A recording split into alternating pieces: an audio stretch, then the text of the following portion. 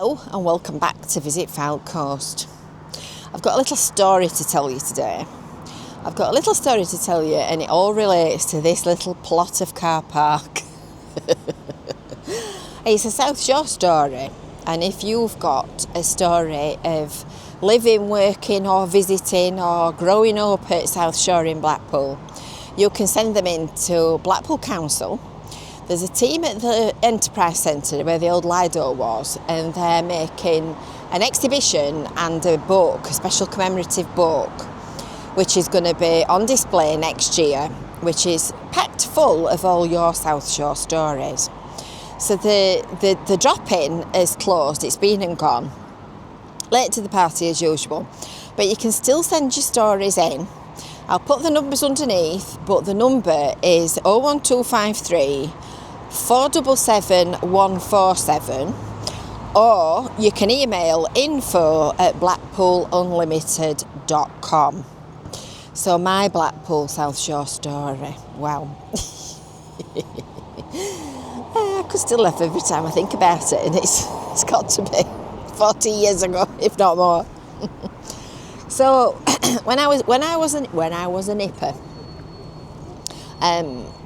my grandma used to look after the old lady that lived next door, and her daughter moved to Blackpool with her husband and her family, and they started off down at Alfred Street and Topping Street with a fish and chip shop and off licence, and then they went into holiday flats. So they bought one at Alfred Street, and then they moved here to this, what is now a completely empty corner on the side of Dean Street.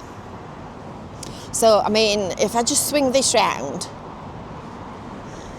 if you look at the size of the car park, I mean, there must be room for about 50 cars on here. It's quite a big plot, and the building, I would say there was it lined up to their building line. So just at the back of these cars, the building must have come up to here. So it was a big building. Very similar to that. Not the same kind of architecture with the Gothic sort of stripes on it, but a big traditional Blackpool building, a bit like the Queen's Hotel, which is just down there, the one with the sandstone lintels, if you can see it. The one just at the other side. So this big building dated back to, I don't know, the late 1800s.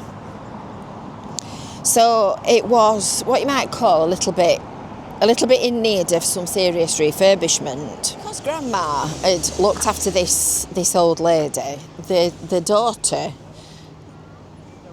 used to let us have a holiday flat cheap. So because we got it cheap, we could stay for longer, and we used to stop for 3 weeks every summer. It was really lovely.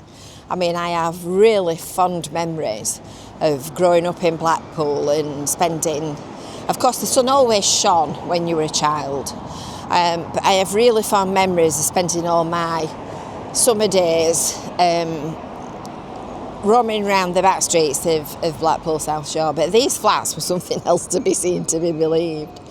We used to have one on the ground floor, and it had got like a little extension sunroom thing on the front, which was nice, because on the days when it did rain, you could sit in there and you could watch the world go by without getting wet. But because it was an old building, it was quite cronky. In those days, in the 1970s, people didn't invest in holiday property. They were still in the mindset of they could open the doors and people would book and people would come, irrespective of what you wanted to charge and where you were and how bad it was. And with the advent of the package holidays and people going abroad to Spain and ensuite toilets and whatnot, expectations rose and everybody started to want a better standard of accommodation. So this guy, I can remember him putting a little shower room in this ground floor flat that we used to stop in. And it wasn't actually in the flat, so you had to go out of the flat across the corridor, and then this bathroom was at the other side. So I put this electric shower in, and it was one of those right old-fashioned type electric showers that you turned it on and you either got frozen or you got scalded. So that was memorable enough on its own. And these flats all came with pull-down beds. Do you remember the pull-down Blackpool beds? So you get what looks like a cupboard, and you open the cupboard, and inside it there's a handle, and you pull the bed down. So a tiny living room or something like that turns into a bedroom. And then you've got to take all your bed to bits and fold it all back up again the day after so that you can sit down and eat your meals. So it's all very kind of basic. And I can remember, just in passing, I can remember it being a treat having tin carrots and tin potatoes. I mean, we're going back to the days before ready meals had been invented. And, I mean, we always had proper normal food at home. So carrots were out of the floor and dirty, and you cleaned them and cooked them. Same for potatoes and vegetables and whatnot. And when we came on holiday, because my mum wanted a rest and she didn't want to be cooking because it was self-catering, we used to get tinned carrots and tinned potatoes. And today, if I open a tin of carrots because I'm in a rush and that's all I can put my hand on, I always think about these flats and holidays here. I don't actually like tin potatoes and tin carrots. I think that's where I got my taste for them. So that was that. Anyway, the pièce de résistance was the toilet block. So before we'd started using this ground floor one, there was a flat that we used to have on, I would say probably the first floor. So you got a beautiful view. You were looking straight out across all of the beach and all of the sea and everything. Really, really lovely view from up there.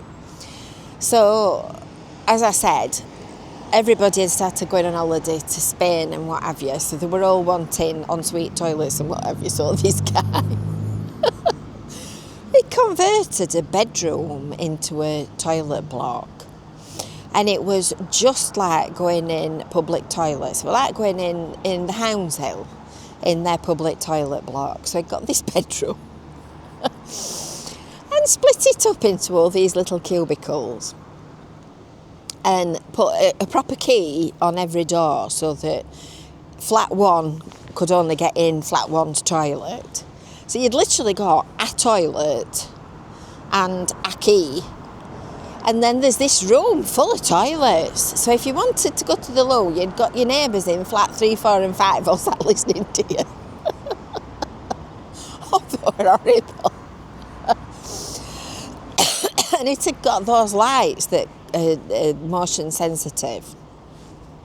And going back to the 1970s, I mean, obviously, electronics and things weren't as advanced as they are today. So your light sensitive switch, you opened the door and you walked in, and it took sort of like 30 seconds before it came on.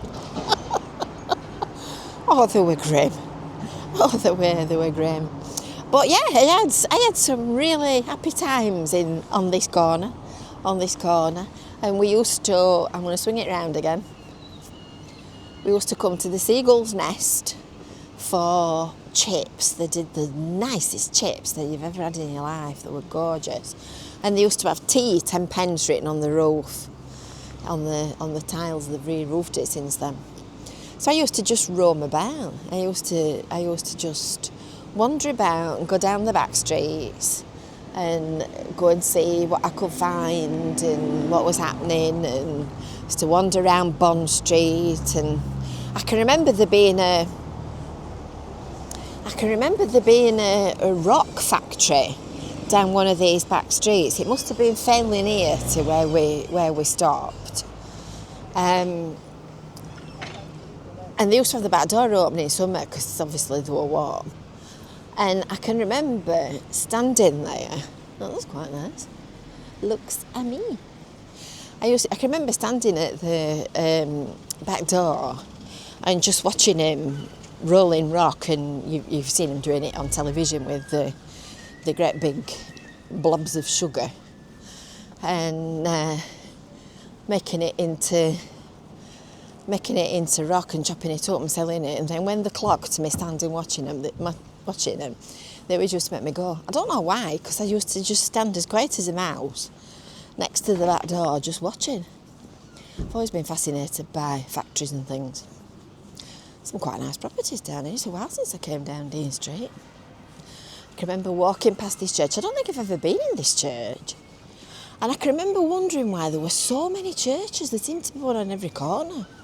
This is a lovely building. This was the NatWest Bank. So my dad was always in and out of here on a regular basis, getting money out, because we used to spend a bomb. It's always been an expensive place, Blackpool.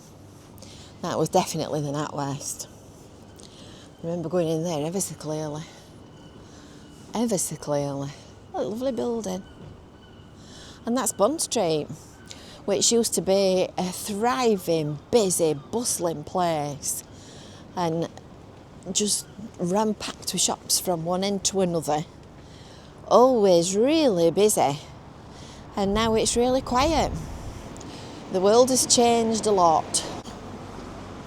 This used to be Ethel Austin's, the red brick one with the big yellow sign.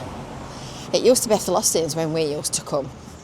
And every year my mum used to go into Ethel Austin's and she used to buy all my knickers and my vests and my socks and everything for like the following year because they were so cheap. They were really good quality stuff. I liked Ethel Austin's. It's a shame it's shut. Let's go and have a look and see what they've got. So if you've got any Southshore stories that you want to share, feel free. And I hope you've enjoyed this little look around with me. Until next time, we'll see you later. Bye for now.